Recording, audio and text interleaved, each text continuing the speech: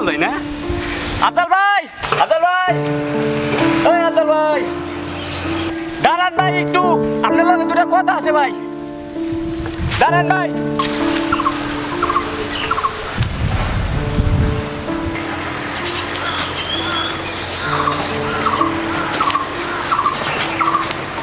ভালো আছেন ভাই? আপনার লগে দুটো কথা আছে ভাই। কি কথা কও? ভাই আপনি তো জানেন ভাই, আমার এখানে আর কিছু নাই। আব্বাই মরার আগে মোরল ভাইয়ের কাছ থেকে 1000 টাকা নিয়েছিল। এখন আব্বাই মরে গেছে না ভাই, এখন ওই জমি জামাগুলো না মোরল ভাই হ্যাঁ দাবি করতেছে। আপনি যদি একটু কইয়া সৈয়দ সাহেবের কাছ থেকে ব্যবস্থা করে দিতেন ভাই।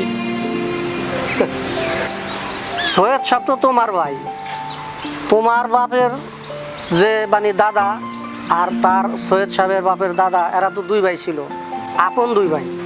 মানে এই ব্যাপারে আমি কি করতে পারি? হ ভাই, সৈয়দ সাহেব তো আমাদের এই গোষ্ঠীর ভাই, কিন্তু ভাই তারা তো অনেক বড় মানুষ, তাদের লগে কথাবার্তা আমরা কইতে পারি না।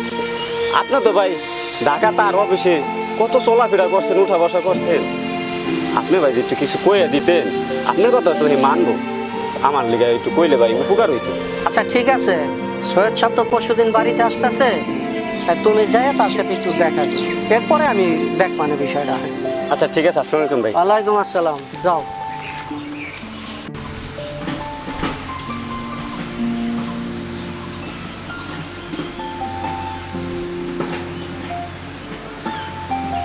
ভাই ভিতরে কেউ আছেন? ভিতরে কেউ আছেন? কে?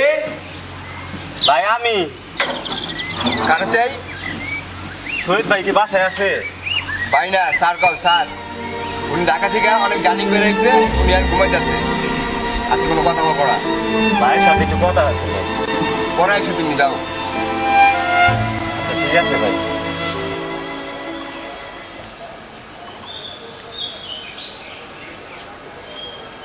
ভাই এনে আমি একটু সৈয়দ ভাইয়ের লগে কথা কইতে চাইছিলাম। এই ভাই কও কেন? স্যার কইতে পারো না?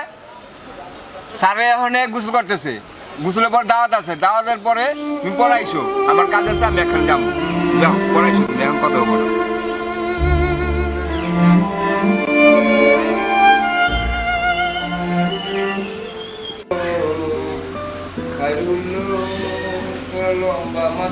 ভাই সৈয়দ ভাইয়ের লগে কি কথা বলতে রয়েছে? তুই ভিতরে ঢুকলি কেন? আর খালি সৈয়দ ভাই সৈয়দ ভাই করো। স্যার কই জানিস না? স্যার একটা শহর হয়ে গেছে। বাইরে বাইরে বাইরে। তাড়াতাড়ি বাইরে।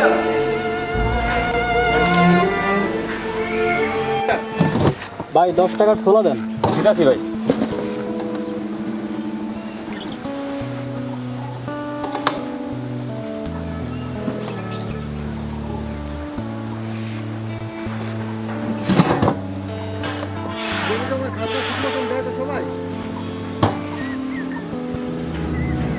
ওই জমিটার ওই ব্যাপারে কাগজপত্র সব ঠিক করো। আর ওই তোমার ওই রাস্তার কাজটা কি পাইছো? হ্যাঁ, রাস্তা ওই ইঞ্জিনিয়ার সব কিছু বুঝে দিচ্ছে, তোমার বুঝে দিচ্ছে। আর ওই জমি খাদ্যের টাকা তো এখনো দিলে না তুমি? দিব না ভাই, ওই তুমি ওই ইঞ্জিনিয়ারকে বলবা যে এই মাসে জমির টাকা বুঝে দিতে। ঠিক আছে ভাই।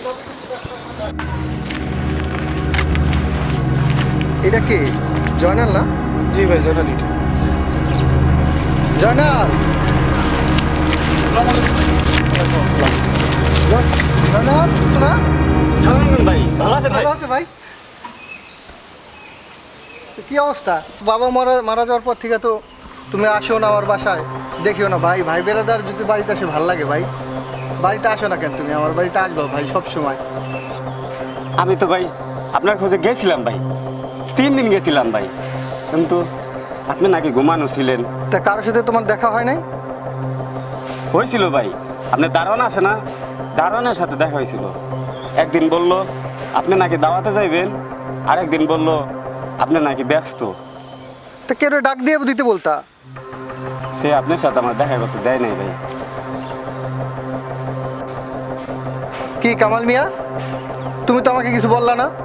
ও যে গেছে বারবার আমার খোঁজে। গেছিল স্যার, আপনি তো ঘুমাইছিলেন, দেখা করতে পারেন। আমি যেই অবস্থায় থাকি না কেন, একজন মানুষ যদি যায় আমার কাছে ওই অবস্থায় তুমি আমাকে ডাক দিবা। ঠিক আছে। থাক ভাই, তুমি কিছু মনে করো না, তুমি আমার বাড়িতে আইসো, তোমার ভাবির সাথে তোমার পরিচয় করাই দিব না।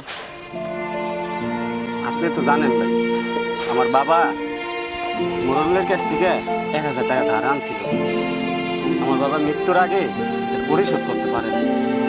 এখন ভাই মোড়ল না, ওই টাকা বিনিময়ে আমাদের কিছু জমি আসলো ভাই, সেগুলো এখানে হ্যাঁ দাবি করতেছে। আমি অনেক চেষ্টা করছি ভাই, তার ওই 1000 টাকা দিয়া আমাদের জমিটি নিয়ে আসছে, কিন্তু কোনোভাবেই আমি এটা ব্যবস্থা করতে পারিনি। ঠিক আছে ভাই, তুমি এটা নিয়ে দুশ্চিন্তা করো না, আমি মোরল রে বইলা দিব না, মোরল তোমার জমি ফেরত দিয়ে দেবো, ওইটাই তুমি চাষবাস করবা। আর তুমি ওই টাকা নিয়ে ভাইবো না, টাকাটা আমি দিয়ে দেবো না। আর তুমি বাড়িতে আইসো। ভাই না, আমার অনেক উপকার করছেন ভাই। ভাই আপনি আমার এই 1000 টাকা দিয়ে উপকার করবেন ভাই। আমার খুব খারাপ সময় যেতেছিল ভাই, এই সময় আপনি আমার পাশে দাঁড়াইছে। আর ভাই আপনি আমার এই ময়লা কাপড়ে আপনার জড়াইতেছেন ভাই, এতে ভাই আমি অনেক খুশি ভাই। আপনি ভাই মহান মানুষ ভাই। মহানের কিছু নাই ভাই, আমি যদি মারা যাই আমার জানা যায় কি তুমি আসবে না? আমার জানা যায় তো প্রথম তুমি থাকবা, এরপর বাস কুটি যেখানে মাটি দাপন কাপড় করা লাগে তুমি করবো ভাই। কোনো মন্ত্রী মিনিস্টার করবে আমার জানাজারি কাজ? তা কেন আমি তোমার খারাপ জানবো ভাই? তুমি আমার জ্ঞাতি গোষ্ঠীর ভাই না? ঠিক বলছেন ভাই। মসজিদে যদি আমি নামাজে দাঁড়াই তুমি কি আমার পাশে দাঁড়াইতে পারবা না? আল্লাহ যদি ভেদাভেদ না রাখে তাহলে আমরা মসজিদ থেকে বাইরে কেন আমরা ভেদাভেদ করবো?